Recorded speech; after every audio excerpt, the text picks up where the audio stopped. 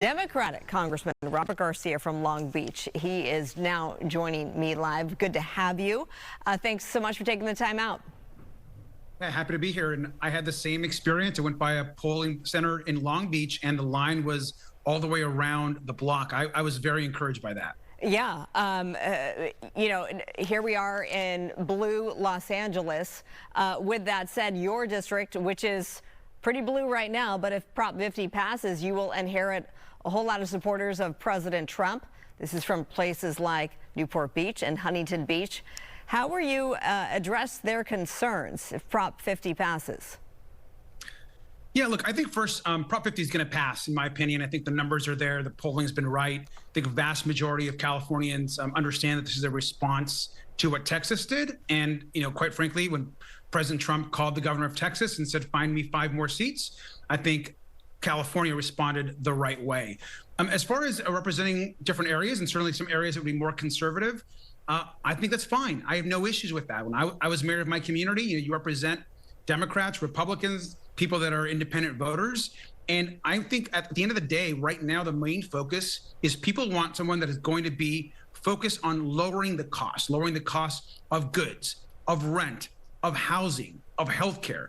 And those are the issues that I've always fought for in Congress. And I expect this new seat, when Prop 50 passes, will be very supportive of those. And so I look forward to representing cities that might be a little bit more traditionally conservative, like Huntington Beach or Newport Beach. But the district will also include Long Beach and Costa Mesa, which is very Democratic, and Seal Beach and Signal Hill, which are also very Democratic. So it'll be a great district, and still one that, by the way, that Kamala Harris won by about 14 points. Well, yeah, you are the single Democrat that would inherit the most Republicans if Prop 50 passes. So it doesn't sound like that you fear at all losing your seat moving forward. I will treat every race seriously, and I will fight in every election. But at the end of the day, this seat is still going to be a Democratic majority seat. It is a blue seat. It'll be rated that way in all the agencies that follow this stuff. And most importantly, it's a seat that consistently has voted for Kamala Harris by 14 points. It's always supported Democratic candidates. When you look at the totality of it, as you are probably aware, Long Beach is a very, very large city. That's a very Democratic city, and I'll be representing that community still.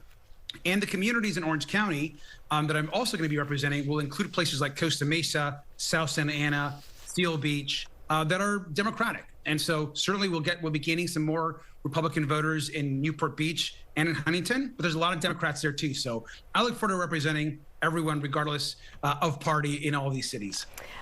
Let me ask you this follow-up. Huntington Beach, we've reported on this. It was this past March where the city banned the pride flag. You are a progressive gay congressman. Would you actually physically,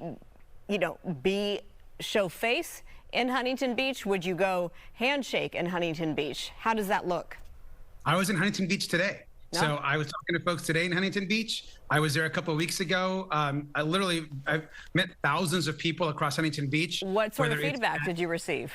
Feedback has been great. Look, I know I'm not going to always agree with every single person, and certainly there might be folks in Huntington Beach that have different political opinions about what I might believe in, whether it comes to LGBTQ plus rights or the rights of women to have access over their own bodies. But where I tell you I think we are going to always agree is we're going to fight for working class people. We're going to fight to bring infrastructure dollars back to places like Huntington Beach. We're going to ensure that our oceans are protected and not allowing new oil drilling off the coast. I'm going to make sure that the city has resources to fix streets and sidewalks and infrastructure. So there's going to be a lot of areas where we can all agree. And we might disagree sometimes, but there's good people in places like Huntington Beach and across the state. So I'm not worried about that.